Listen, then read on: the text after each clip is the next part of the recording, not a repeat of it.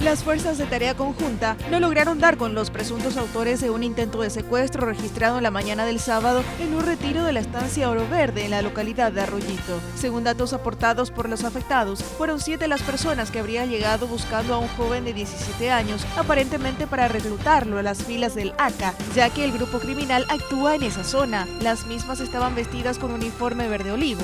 Los datos dan cuenta en que la joven víctima logró escapar de los desconocidos y estos procedieron a revolver todo el sitio y antes de retirarse golpearon a la madre del menor. El presidente de la República, Horacio Cartes, partió rumbo a la República de China en Taiwán, a donde tiene previsto llegar el martes. A partir del miércoles iniciará su agenda con una reunión con su homólogo chino Mang Chi-yeu y el presidente del Yuan Legislativo. El jueves participará de un seminario sobre oportunidades de comercio e inversión en Paraguay y visitará una compañía informática. El viernes participará de la fiesta tradicional doble 10 en el Palacio Presidencial y en horas de la tarde se preparará para retornar al país.